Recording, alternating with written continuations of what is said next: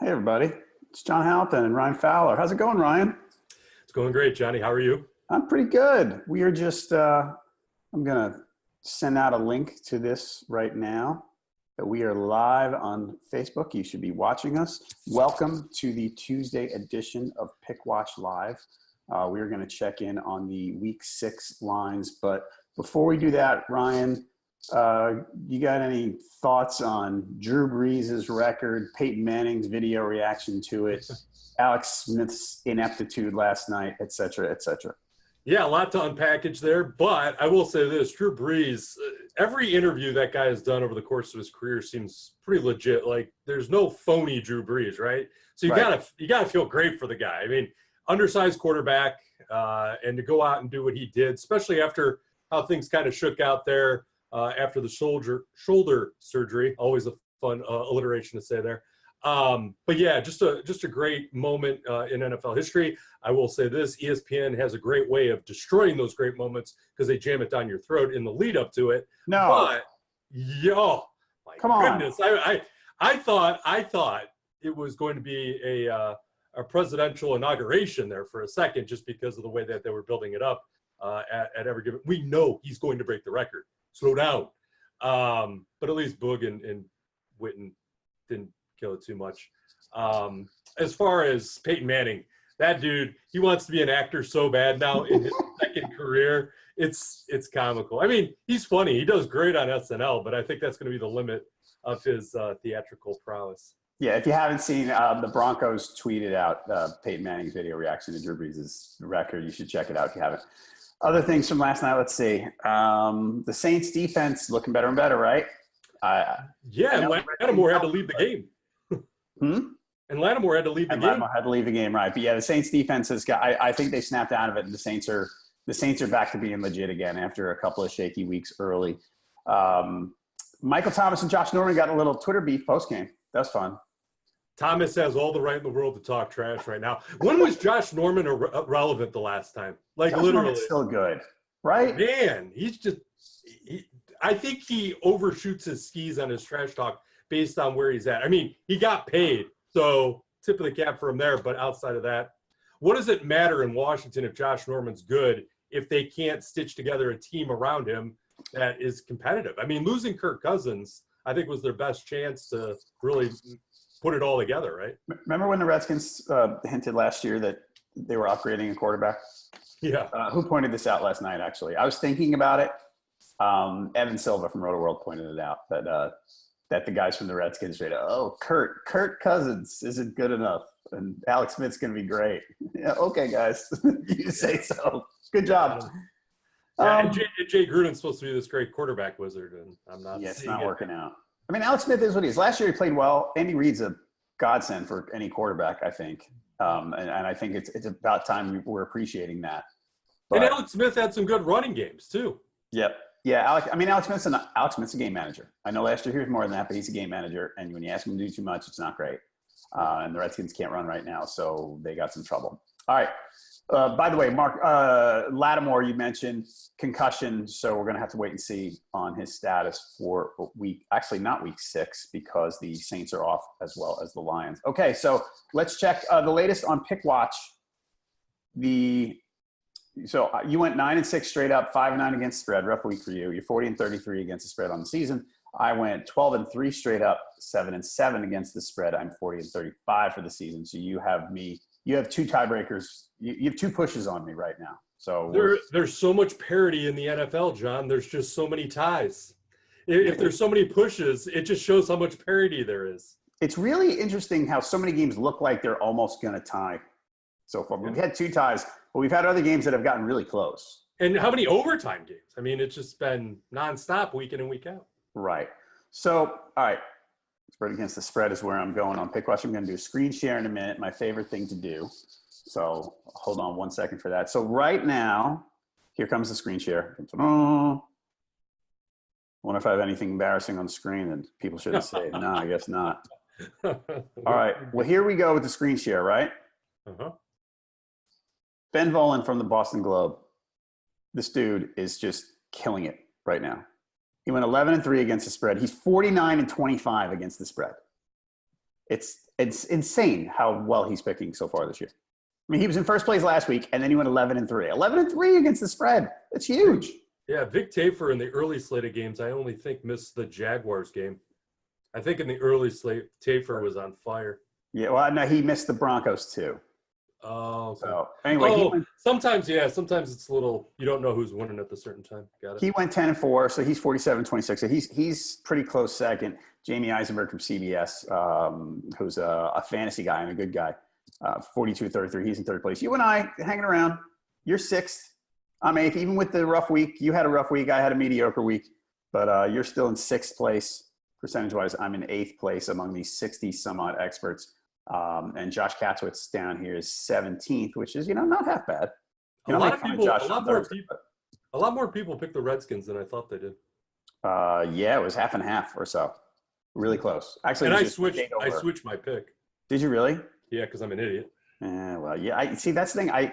As much as I don't believe in, I'm not superstitious. I don't believe in jinx or anything like that. Sometimes I look at switching picks, and my instinct after that is usually to say, I'm not going to switch because I'll probably do something stupid if I switch it. That makes no sense. Yeah. But whatever. All right. So going back to straight up, let's see, expert straight up picks. We have got, come on now. Oh, there we go. Let's load. Come on, screen. Hey now. Look who's tied for first place. Me. Whoop, whoop. Not bad. Will Brinson from CBS, Kelly, he went 14-1 this week. That's pretty strong. So he went 14-1. He is tied at 52-24 for first place, along with me, Stephen White from SB Nation, and the guys from Team Rankings, who I like a lot. They do a good job. Actually, I think I mentioned to you, I've talked to them on 2 podcasts this year for other stuff, and they're just good guys, smart. If you want to, they sort of try to help you win your pools is the thing. And it's about, let's say survivor pools. Like, well, you might not want to pick the Vikings this week because their future value in week 10 is this, and it's really interesting. So out there, you are 51st at 45-31. Josh is 41st at 46-30. So you're doing way better on the against the spread stuff. And fans against the spread. We're going to give the fans a little love here because I haven't been doing that. We have got loading. Social Seniors 1, 46-28. So he would be hanging with the other folks on the experts list, leading the way. Against spread, went 11-3 this week, and actually pointed out on Twitter that he was doing well. I think it's a he. I'm not sure. Right. And the fans straight up picks. We've got. Let's see. I think it's Jamon. Jamon 24 is 55-21 straight up. Went 11-4 this past week, so that's pretty strong. Let me see if anybody went undefeated against spread. I bet they had to, right? Did someone have to? 14-1. 14-1. The Pharaoh went 14-1. That's pretty strong. Wow. All right. And he picked the Ravens. Loser. Come on. You didn't pick my Browns. That's terrible. All right. Forget about that. All right. Let's get back to us. There we are. Hi, everybody. All right. So before we get in on the week 6 games, I'm at jhalpin37 on Twitter. He is at Freelance Fowler. You can tweet our main account at Pickwatch. As always, check all those picks we just showed you at nflpickwatch.com. You can watch this show. If you don't watch it on Facebook, you can catch it on our YouTube channel. You can catch the Thursday show on our YouTube channel, after which we take the entire show and chop it into games, bite-sized game analysis. So it's, 3 minutes on each game, whatever it is between Josh and me. So if you just want to watch this week about, let's say, Eagles-Giants, you can do that sometime on Thursday afternoon. All right, let's get to that. Eagles-Giants. Eagles early favored by 3. Over-under 44. Jay Ajayi out for the season for the Eagles. Tough blow for them. They haven't been their offense has been struggling anyway. Giants might they think they're going to get Olivier Vernon back. They might get Evan Engram back.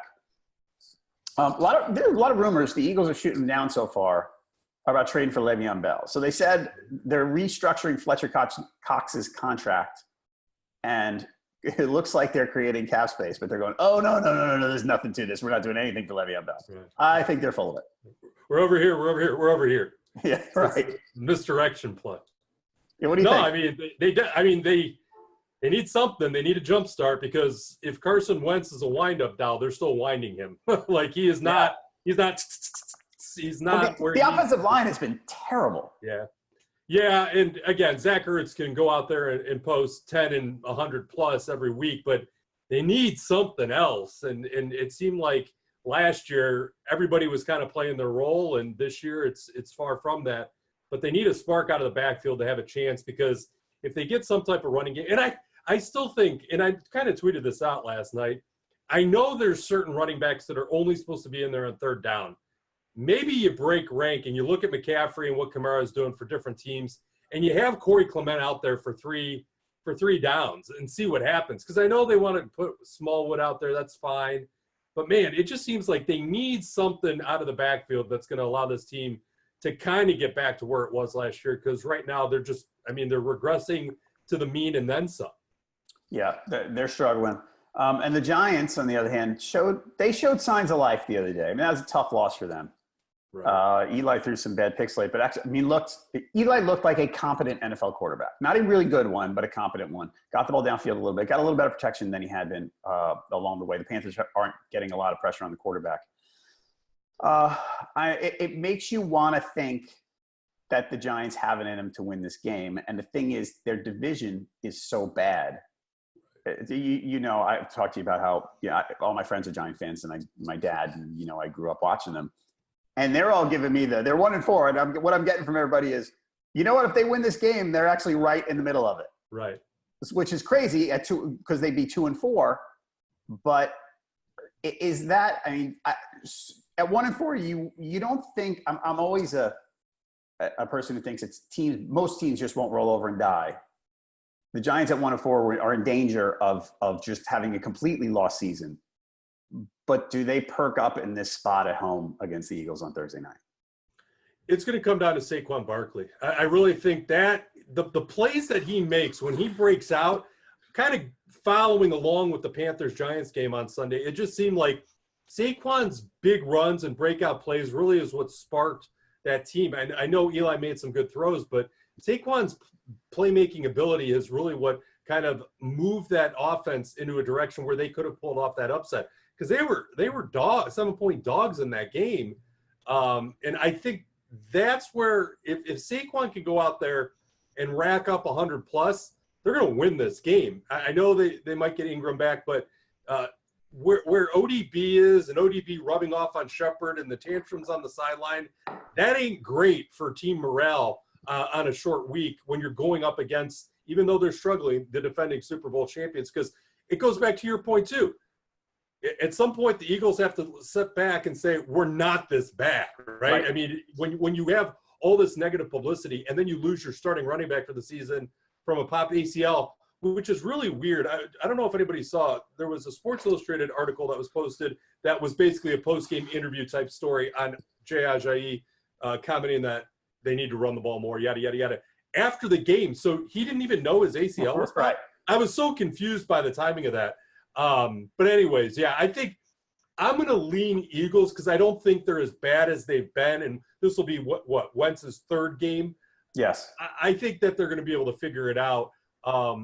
If Saquon has a big game, though, they might be able to eke out a win. Outside of that, I think the Eagles win this game. All right. Yeah, I was actually saying to someone yesterday, I'm at the point, I didn't like the Giants picking Saquon because I thought they needed a quarterback.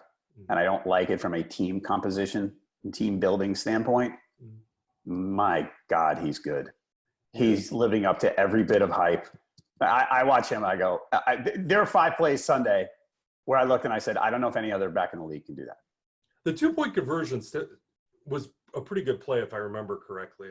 Or it might have been the touchdown leading. Where he jumped over everybody. Yeah, and then tweaked his knee for a second, and everybody held their breath for about 5 minutes. Here's another one where he ran to the corner on a play, and the Panthers safety, Golden, pursued him a little, kind of took a bad angle, but he sort of stopped and did a jump cut to the right and went to the corner. Like some actually go, oh, he's never going to make it to the corner. This guy beats everyone to the corner. He's so good.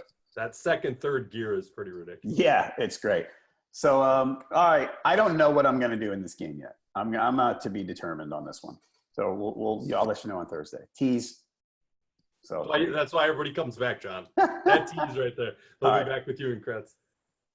Bills Texans. Texans favored by 8. The over-under's off. I don't know why. I can't find it anywhere. Yeah, there was maybe Lamar Miller's health. I have no idea. I mean, the Lamar Miller against Alfred Blue is going to keep us from betting on the over-under. Lamar Miller's mom is an odds maker, and she's holding out hope that he makes it back. All right. So the Bills are 2-3, which sounds nice. But and they had that great game against the Vikings that none of us will ever figure out. They beat the Titans at home, which is not that big of a shock. I know I picked the Titans, but I knew that this had the potential anyway. I'm not going to sit here and claim to be smart because I picked the wrong team. But kind of looked at that one. It's in Buffalo. The Titans offense, nothing. I wonder. And it just, the Bills just dragged him down into the mud. Deshaun Watson grows on me every time I watch him. Before the season, I didn't think I liked him as a real-life quarterback. I thought that last year he was good, but it was sort of too – and it's sometimes it's lazy to call a running quarterback improvisational. But last year I felt like he was kind of running around chucking the ball deep a lot. And he only played 5 games, so we didn't have a lot to go on. And early, I remember week 1, we talked about how horrible that play was when he ran around at the end of the game and ran out the clock against the Titans. But every time I've watched him since, I go, you know what? He kind of gets it done, and he makes plays, and he's a better passer than I gave him credit for. He's not a great passer, but he's better than I thought. And I look at this game at home in Houston, and I go, and the Texans defense is playing a little better. I know they gave up a lot to Indy, but I'm looking at this one and going, this looks easy for the Texans, I think, even with the bad play calling, coaching, whatever you want to call it, that we saw on display on national TV on Sunday. Yeah, a couple things. I'll start with the Bills. The way that they're hanging around games is other teams' turnovers. Josh Allen threw for less than 100 yards. LaShawn McCoy rushed 24 times for less than 4 yards per carry. But the problem is the Titans, which led to I believe the only touchdown of the game, was the Titans fumbling the ball on their own side of the 50, which led to the Josh Allen 11-play 47. It took them 11 plays to go 47 yards. Awesome team. Awesome. See, This is what drives me crazy. We can chop up those against the spread records as much as we want. That's garbage. That's a garbage cover by the Bills. It is. I mean, like the Titans, this is what they are. They're gonna kick 15 field goals a game, and they might, and it was funny. There was actually a prop bet last week. And this made me laugh, will the Titans win by 3 again? Because they keep winning by 3 because they only kick field goals. So the Bills just don't turn the ball over, and you're going to steamroll this team because Josh Allen and McCoy, God bless LaShawn McCoy, he's got a great career. I don't know how much he's got left. He says and he might have that one game for 140 yards, but it's going to be painful in between. As far as the Texans go, they're not going to go 1 for 4 in the red zone when they're inside the 5 of the Bills. They're going to score more touchdowns than settle for field goals in the future. That was just, again, the play calling was a little suspect. It reminded me of Metcalf up the middle with the Browns back in the day. It just run into it. But the one thing that I took away from Watson was he just has to protect himself a little bit more running. Otherwise, we're going to see Brandon Weeden. Yeah, man, he is not Cam Newton size-wise, so he can't keep getting – he's going to get himself killed if he keeps doing that. He got crushed a few times on those runs. Right. So, all right, yeah, I'm pretty sure I'm going to take the Texans here. So, just because the Bills are not as good as their 2-3 record, as sad as that may sound. No, I mean, if you look at points off of turnovers or flipping field position off of turnovers, that has been their saving grace in the Minnesota and the Titans game. Right. All right, Seahawks, Raiders. Seahawks favored by 3, over under 48. This game is at the is it Tottenham or Tottenham? How do you say that? Tottenham. Whoa. Tottenham. We should ask Sean. Yeah, Sean. And we got a game at a soccer. Is Sean going to this game? Sean doesn't live in London, though. I know, but he loves his NFL. He might go. He should. Sean, let us know if you're going to the game. Seahawks, Raiders. Isn't it great? You get people in London and go, all right, we got a football game. Seahawks, Raiders. Oh, that's terrible. All right, the Seahawks have been losing close games. They put up a good fight against the Rams the other day. But at home, that wasn't too surprising, right? I mean, they're still got a good home field advantage, even though they're not the same Seahawks. So I'm looking at this game and I go, 2 bad teams on a neutral field, but the Raiders are the worst bad team. That's kind of the simple way I'm looking at this game.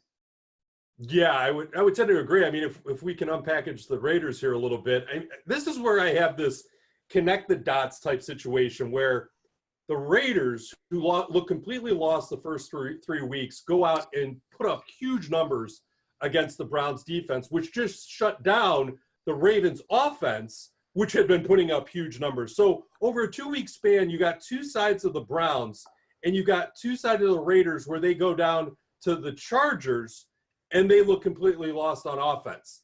Something doesn't make sense there, right? I mean, for the Raiders to look as good as they did offensively, again, Marshawn Lynch especially, and that might just be a roller coaster that we ride with Marshawn Lynch, but Amari Cooper had a big game, and they did some great things offensively against the Browns. Then the Browns defense, which we think is really good, right, with Myles Garrett, Denzel Ward, they stop a 30-point-per-game Ravens team at home. It can't just be home and away for the Browns defense. And then the Raiders offense just goes back to what it was the first 3 weeks at the Chargers. I'm so confused by the Raiders. Right. End of the day, Seahawks win this game by 10 plus, I think, because Russell Wilson's a wizard, and those deep balls, I don't think the Raiders are going to be able to stop. They're figuring something out downfield with Wilson and his receivers, which I think Tyler Lockett, it's just he's finding himself wide open on blown. Wide open. It's ridiculous. You look at why did they forget he was there? It happened, I think, twice against the Rams. And it happened last year, too. And it's like, man, nobody is adapting to that. But I think the Seahawks are a much better team here. I think I would be more interested in your take on how the Raiders can do what they did over the last 2 weeks. I don't know. I don't think they're good. I love the John Gruden quotes after this game again, talking about how they need to get pressure on the quarterback. Yeah, right. It's hilarious. Dude, really? Yeah. Are you still on this? I mean, he could have taken $30 million less a year and probably kept Khalil Mack, right? That's probably true. That $70 million contract still would have been okay for him, I'm sure. All right, so I think we're both taking the Seahawks here. I don't know about 10 plus, maybe, but I'm taking the Seahawks. Bears at Dolphins. Bears favored by 3, over-unders 42. Ryan Tannehill had a couple of respectable games to start the season and has started to struggle badly. Yeah. So the Dolphins are who they thought they were. Are who we thought they were, Dennis Green? Yeah. The Bears coming off a bye, going to Miami. We've got here their defense has been very good. Yes. And their offense in week 3, was that a turning point for them, or was that the Bucs are bad and Trubisky will settle back into being kind of so-so and their offense will be kind of so-so? Their offense will be kind of so-so.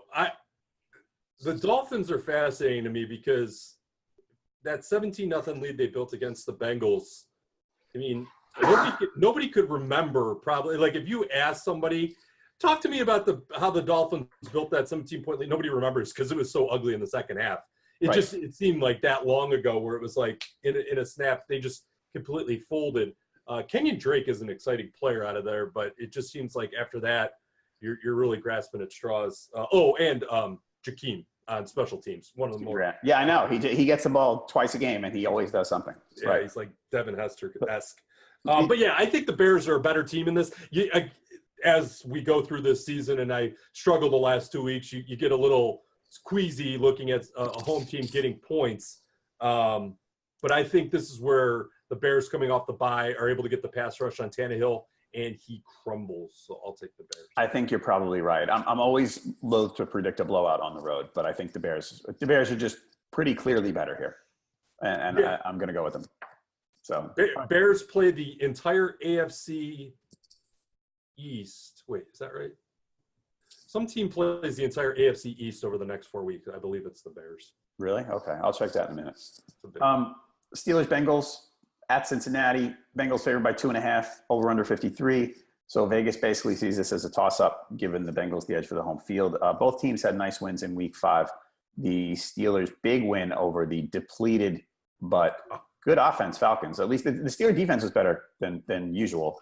The Bengals had that nice comeback win against the Dolphins. The Bengals are frisky. They're good. Good word. It's a good word. Good word, right? Yeah. I mean, but they're a nice team. They're good defense. They got Mixon back so they can run. Dalton's playing. Dalton's always been, for me, he's fine. You can win with him. You might not win because of him, but you can win. He's a middle of the road NFL quarterback, and sometimes that's okay. We can't get on people's case for not being awesome all the time. And sometimes you have bad, when you have a guy who's middle of the road, sometimes he's going to have bad games. Unfortunately for Dalton, a couple have come in the playoffs, but I don't know. I like them. I mean, this is a hard game to figure. Like my gut here, I go evenly matched, point spread close. I'm going to take the home team, but I don't have a strong feeling either way here. Yeah, I think this is one of those moments where, kind of like the Patriots, everybody starts panicking about the Patriots. This is one of those games where the Steelers kind of remind us, hey, we're not done in the AFC North. So I think the Steelers could go in there and win this game. I think it was huge takeaway from the Falcons game that Big Ben, even though Antonio Brown was targeted 13 times and he only caught 6 passes. That's a little concerning, only because this is the game where Brown and Roethlisberger got back on the same page. There was a joke by Brown that their Wi-Fi connection was a little off. So 6 of 13 made me a little nervous, especially with how bad the Falcons secondary is. If they were 10 of 13 together, maybe I'd feel a little bit better. But they scored 2 touchdowns. Brown posted his first 100-yard performance of the season. That is positive, going along with James Conner, even though every running back is posting 200 yards against the Falcons. Again, we sound like a broken record, depleted defense.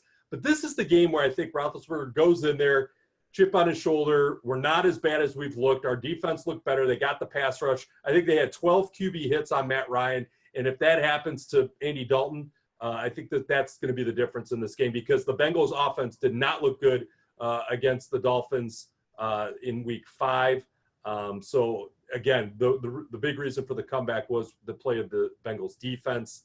I think Roethlisberger is going to make some mistakes, because I think that Bengals D is underrated, but I think the Steelers pull this one out on the road. And then you have a very interesting AFC North standings. Yeah, you do. I mean, Steelers, Bengals are 3-2, Steelers 2-2-1. 4-1. Sorry, Bengals are 4-1, right. Ravens 3-2, Browns 2-2-1. Mm-hmm. So yeah, very interesting. But I think this is where Roethlisberger, I know they got some type of confidence back and some type of media pundit approval this past week with the blowout over the Falcons. But this is the game where they're like, we're not done yet. Right. Okay. I just wanted to check one grade real quick.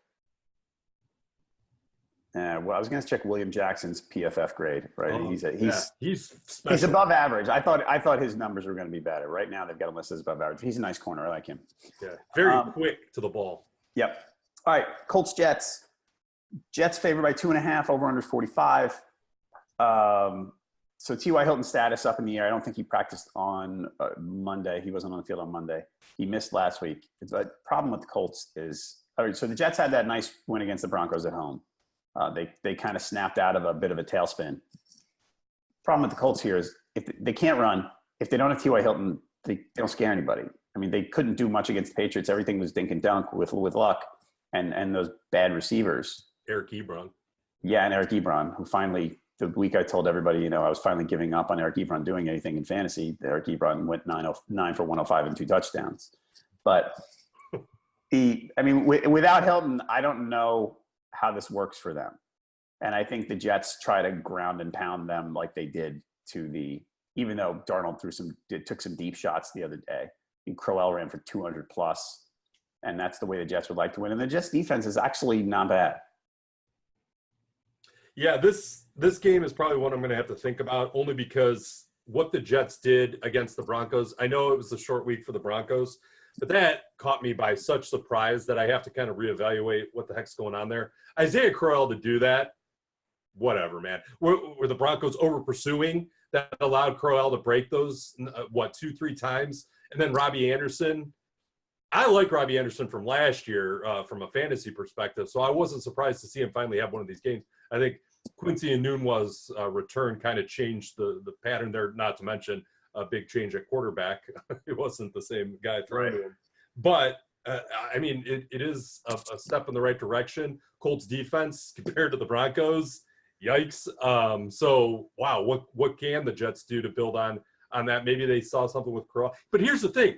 If Corral goes out there and rushes 10 times for 62 yards this week, I wouldn't be surprised. Right.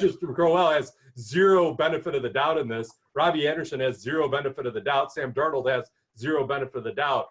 And Andrew Luck, he's going to throw 50 times again, right? Even if he doesn't have T.Y. Hilton. So if the Jets defense isn't that bad, so be it. But it seems like Andrew Luck's been able to kind of pull some rabbits out of his hat with the dink-and-dunk core he's got there. Right now, I'd lean Jets, but I wouldn't be surprised if I changed my mind later in the week. Yeah, the problem with Andrew Luck is that the stats look nice, but everything is just – I want to look at the yards per attempt here on Luck. I bet it's low. 5. Yeah, 6.1. Yeah, 5. I mean, last week you he threw for 365 yards. Well, yeah, he threw 59 times. Yeah, Eric Ebron running up and outs for 6 yards. Right. So yeah, I like the Jets here pretty solidly. Panthers at Redskins. Redskins favored by a point. Over under 45. Sorry. Dislocated shoulder. He says it's not much, but they all say that when it happens, and hopefully we'll know more in the next day or two. Skins have a short week after losing that bad game in New Orleans on Monday night. The Panthers get Thomas Davis back from his season-starting suspension, and Greg Olsen may come back. Thomas Davis, that direction I'm pointing right there, about 1,000 yards that way, right there, like around the corner. I can ride my bike to his house after the take. When did you find this out? What do you mean? I've known this. My son goes to school with his son. Oh, nice development you live in there, John. It's the next development. I'm outside the gates. I have to go over the gate. I got you. I'm literally outside the gates. Yeah, but anyway, I'm not complaining. But is there a moat? Is there a moat? There's not a moat. No, it's actually you can ride by. My son has friends in there. You can go ride the bikes through and stuff like that. So yeah. But anyway, back to that. Fundraising candy bar opportunity. Right. So Panthers get some players back. It seems easy to say, oh, the Panthers are good, the Redskins aren't. Redskins are favored by a point. Duh, Panthers. Right. The Panthers look shaky against the Giants. The defense, in particular, has looked shaky. Yeah, I mean, what did the Redskins do to the Packers 3 weeks ago? That's what I go back to in this game, right? I mean, it was the game – I believe it was the game after Rodgers got injured, and it was sloppy conditions in Washington that week.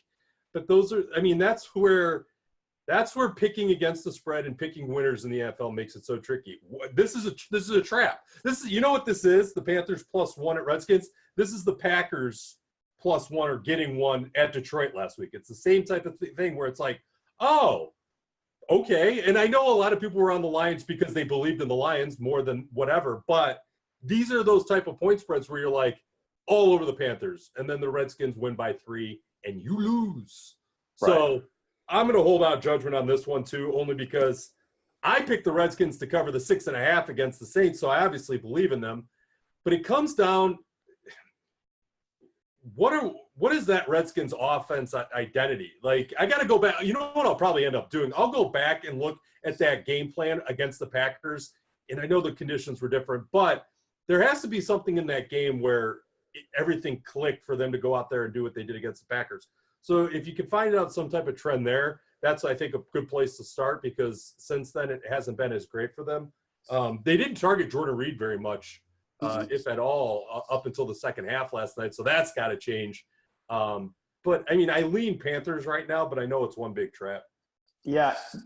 The interesting thing about that makes me lean toward the Panthers is that for the struggles they've had, they're not struggling against the run. And when the Redskins have played well, that's what they've done well. Right. So I think if the Panthers stop the run, especially if Peterson's out, which we have to wait and see on. If Peterson's out, I think this might be a really rough one for the Redskins. Not that I'm a big Peterson fan at this point of his career, but I mean, I don't think the Redskins scare you through the air. Like, basically, what if Peterson's out, then what I'd have to do is look at this game and say, all right, for the Panthers to lose, Alex Smith has to beat them. And right. I don't think that's an Alex Smith thing most of the time. It's possible, but I just would take the Panthers that way. I probably will either way. Did you see the play Adrian Peterson dislocated his shoulder in? No. It's funny because ESPN breezed right over it. He broke a run to the left, and he pushed one defender out of the way, and then when he went to stiff arm the second one, he leaned with his forearm, and the whole thing just shook the wrong way. Then he got landed on. Nice. And he goes to the sideline and tells the trainer, and he starts pointing to his arm. I'm like, well, he almost hyperextended and dislocated his knee on the first play of the game. This one actually bit him a little bit worse. All right. Vikings, Cardinals. Vikings at home favored by 10.5. Over/unders 43. Dalvin Cook's status still to be determined for the Vikings. Cardinals got a lot of day-to-day injuries. Nkemdiche and Fitz and a couple other guys. But we're going to have to wait and see how their injury status is. I felt like the Vikings – I told you last week I liked the Vikings a lot against the Eagles because it was sort of the desperate team theory, the desperate good team theory. I still think they're a good team. I think they're one of the better teams in the league. I know the defense is struggling a little bit, but they're good. And I think they're about to start to roll here. And the Cardinals, I know they beat the Niners the other day. Josh Rosen, again, second game in a row. There's stuff to like, but there's going to be a process here. And going into Minnesota, even with the 10.5, I don't see the Vikings put it this way. The notion of them coming out flat after what happened against the Bills is just non-existent here. They're going to come out breathing fire. And I think they're ready to start rolling over people. That's a great point. I think the Bills' point is you just pin that at the top. Josh Rosen, you say process. I'm like, man, you need that 3-year plan if you're ready to buy that right now, because watching and following along with that 49ers game, because the 49ers are just interesting to me. Matt Breida, poor guy, he's the next Chris Ivory. He can have these great breakout games. He's got to stay healthy.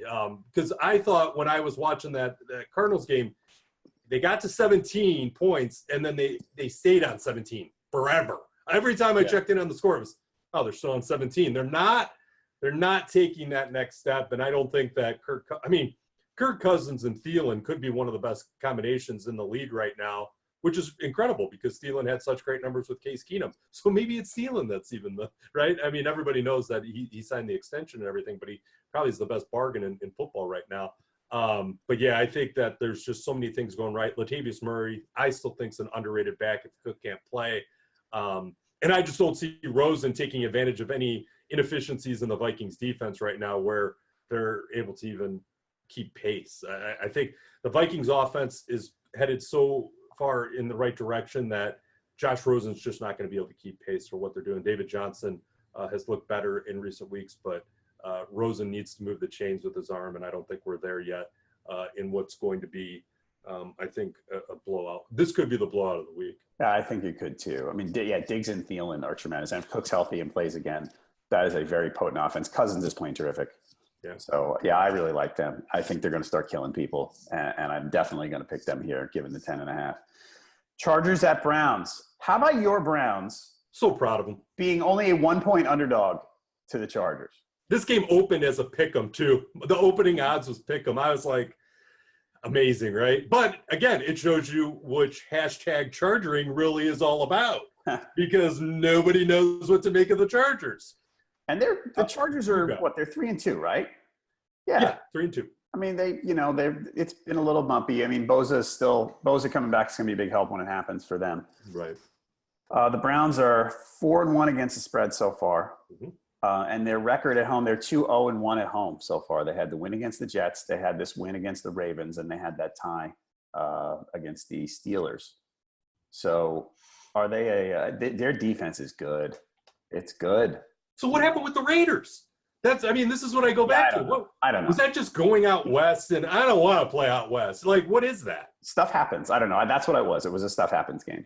Oh, man. But see, stuff happens is the difference between 5-9 against the spread and 11-3. Like, that stuff happens. Stuff happens in a lot of games. And that's what's so frustrating about what the Browns defense has done the last 2 weeks, because that's the difference. The stuff happens. Stuff happens could happen against Phillip Rivers. Phillip Rivers can go out there and post 400 yards on you in the blink of an eye. If you're allowing Derek Carr to throw all over you. See, that's the thing. Like, Joe Flacco, I thought was smoke and mirrors, the numbers he was putting up and what the Ravens was putting up, because that's not what we expected, and yet they did it, and then they came crashing down to earth against the Browns.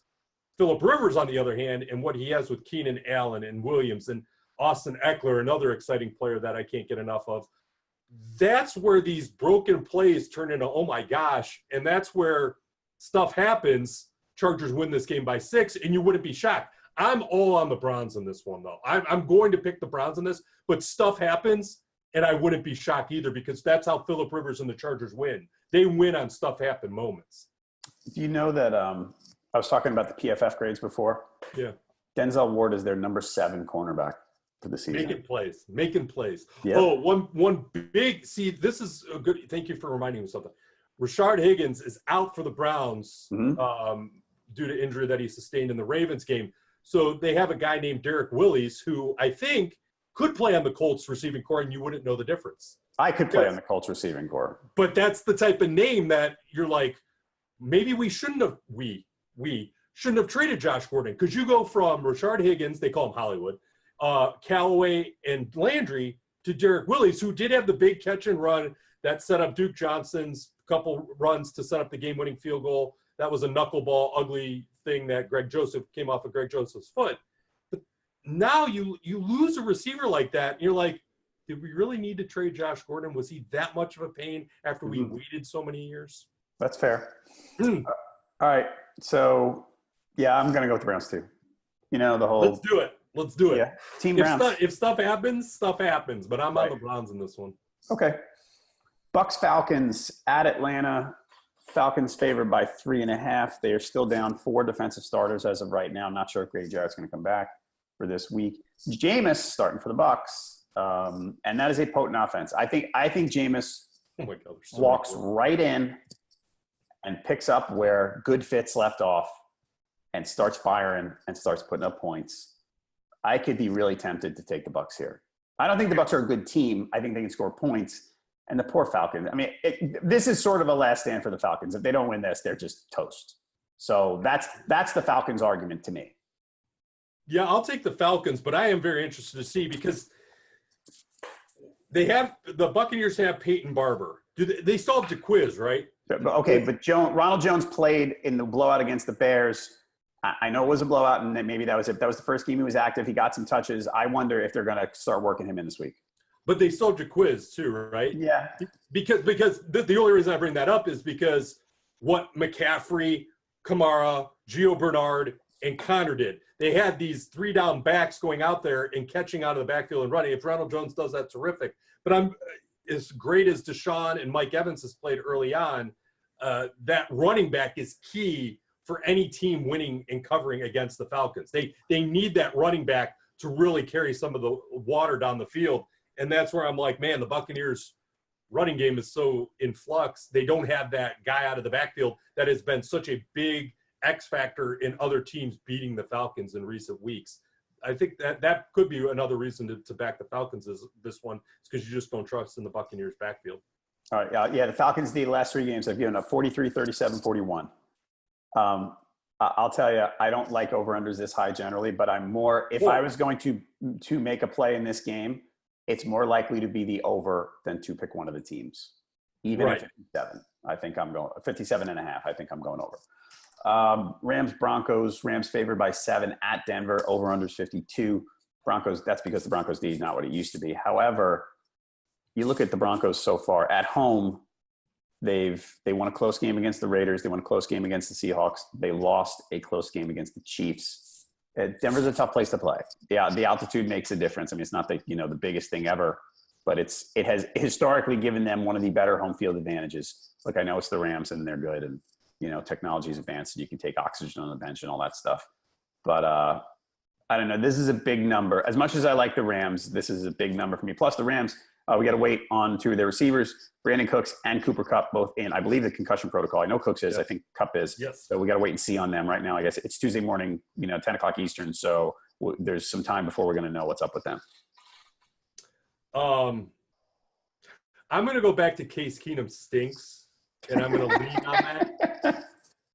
It's a good thing to lean on. And the Rams, again, some of the magic tricks that Russell Wilson pulled out of his hat to keep the Seahawks in that game against the Rams, where the spread was the same. The Rams were 7-point favorites at Seattle, and Russell Wilson had to make so much chicken soup out of chicken droppings to keep them in that game. And then the Rams didn't cover. They won, but they didn't cover.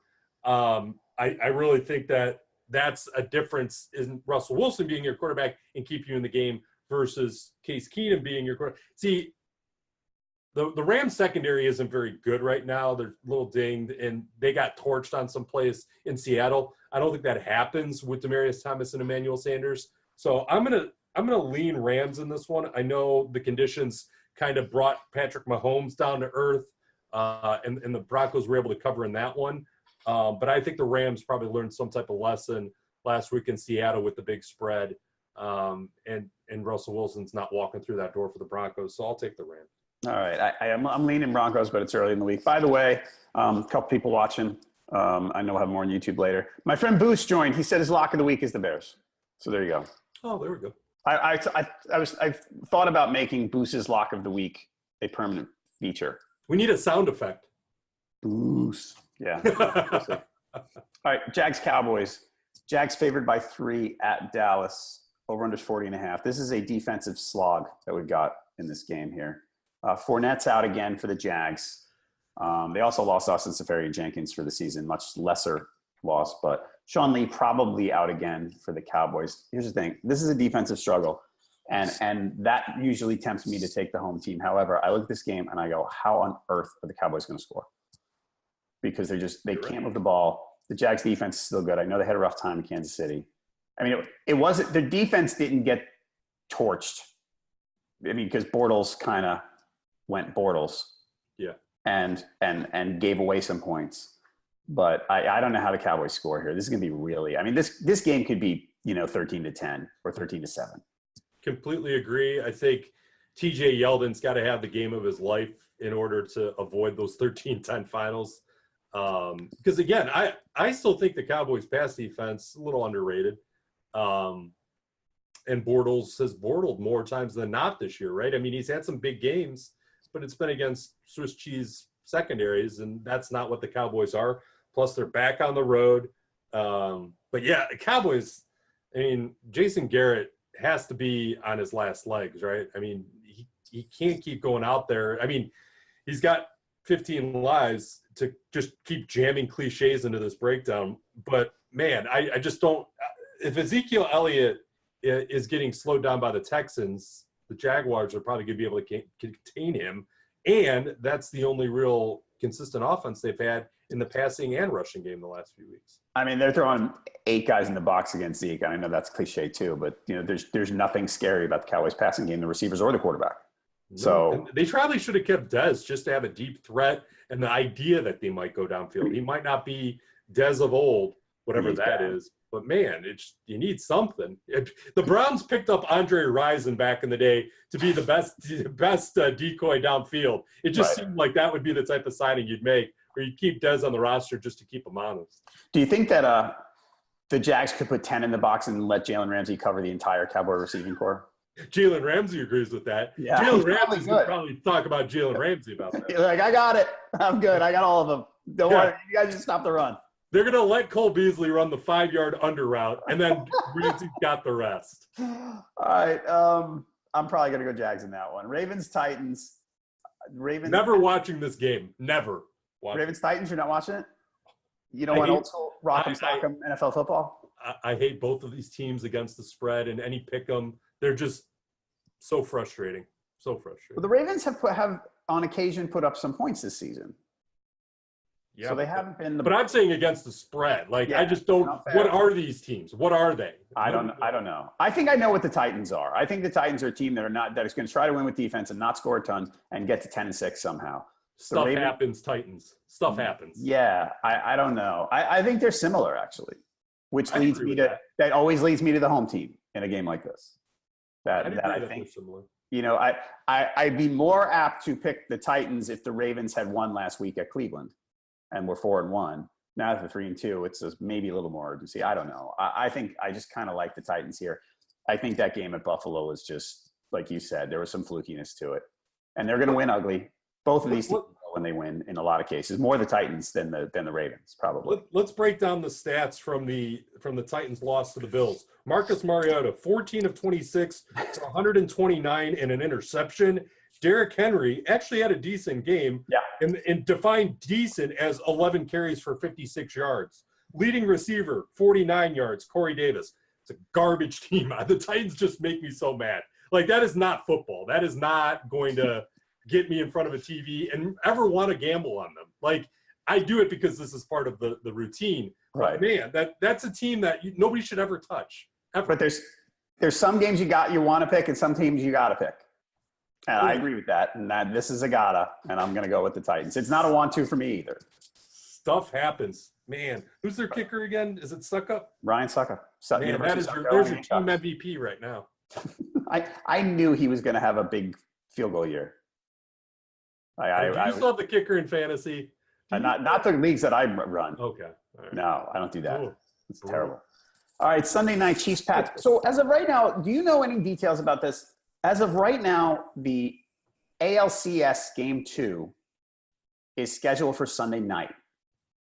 If that's in Boston, horror of horrors for me, would Major League Baseball move it? Have you read anything about it? I haven't. As of right now, we were on a collision course for a conflict between the Red Sox and the Patriots in Boston. Wow.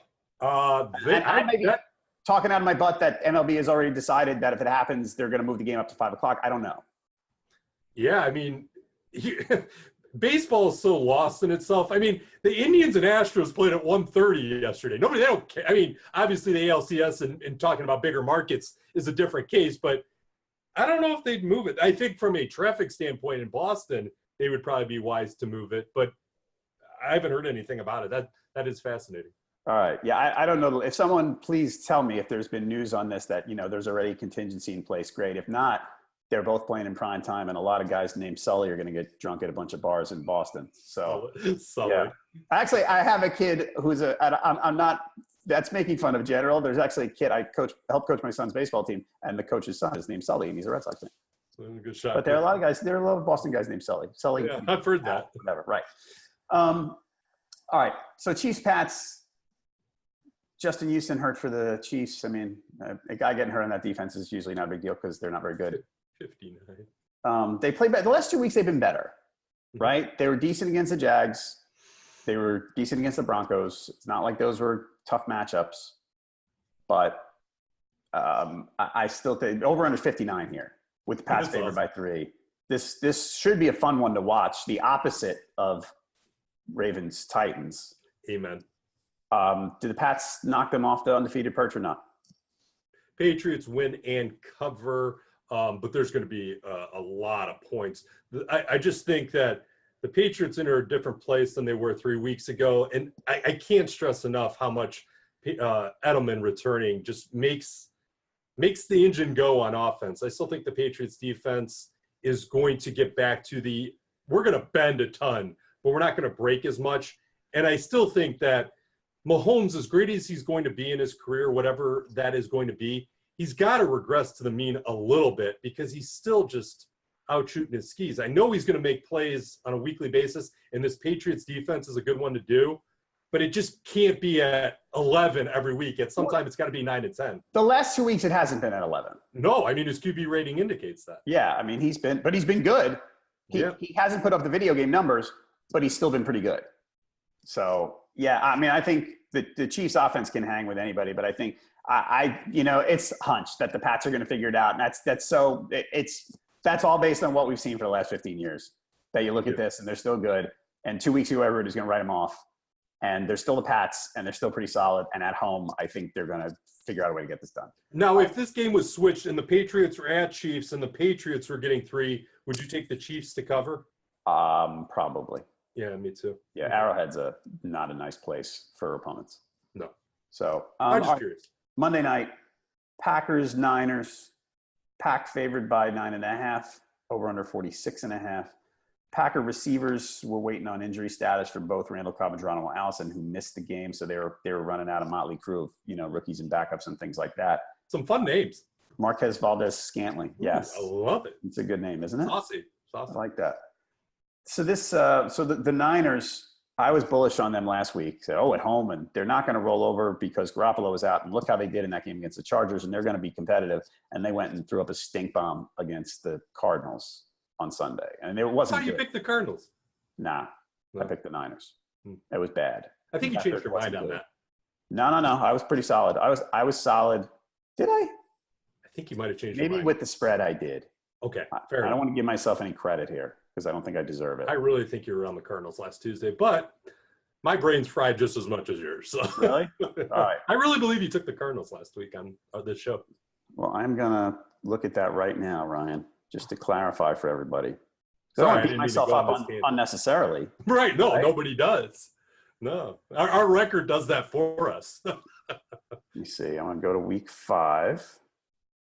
Oh, hold on, what we got? We got the new spreads up all right now. This is last week's. And you can always change the week in the URL and just change it to 5. Where am I? I'm going to use the filter to find myself. There I am. Hold, please.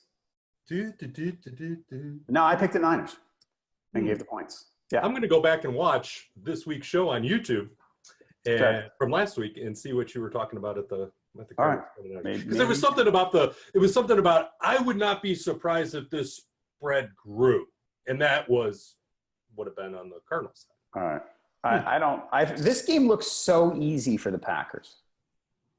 How many field goals does Mason Crosby missing? I know. But doesn't it look obvious that you go, all right, they're going into Green Bay on a Monday night. The Niners are probably not good. And as much as I wanted them to be close to mediocre, last week argues against it. Because at home against the Cardinals, that was just bad. I like their coach, and that's part of why. And I think their defense is kind of a middle of the road unit, which I think is why I've been hoping for them almost to be better than people think. But this looks so obvious, right? Yeah, and I saw a lot of Twitter conversation. It might have been Chris Liss at RotoWire. This just isn't the Packers team of old. I think we get into this habit of thinking, oh, it's just the Packers. And this is the attitude I had going into that Lions game. And if Mason Crosby decided to not take an off day, I would have been right. Yeah. Because the missed points that he had was the difference in that game, and in covering. So I don't think Mason Crosby has the yips 2 weeks in a row. I could be wrong because there is a kicking out. See, that's the other thing I want to stress. I know we're up against it on how long this show's running, but kicking is an epidemic right now. That is going to lose so many people money on against the spread and money line bets that I think it needs to be discussed a little bit more. And we really need to oh my gosh, what is the kicking situation? It's going to rain in Cleveland this weekend, 60% chance, and you have a kicking issue. So when you look at Mason Crosby, make sure you're paying attention to the field conditions, the weather, because they can't kick when it's 100% and sunny out. Right. People are missing extra points. They're missing field goals. The consistency that we saw for so many years when the extra point was closer, it's just not there anymore. It's not a gimme anymore. So when a guy like Mason Crosby does that, I'm a little nervous that it could stretch into week 2. That being said, I think that the Buccaneers, we've been doing this for an hour. Yes, we have. Yeah. The Packers roll in this game and they're going to cover. Probably true. And we'll get into more detail on Thursday. Buccaneers. I'm going to use that a lot. The Buccaneers. The Buccaneers. All right. What else you got going on? Anything we missed? Anything else you want to cover? No, let's just end again on a go Browns. Baker Mayfield is going to join Drew Brees as undersized quarterback in the Hall of Fame. Yes. In about 20 years. So that'll be good. Very interested to see how they use Callaway this week against the Chargers because he was a little bit quiet against the Ravens. Need more Callaway with Higgins on the mend. All right. That's it. Folks, find him at Freelance Fowler. I'm at Halpin37. Our main account is at Pickwatch on Twitter. You can, if you watch this on Facebook, thank you.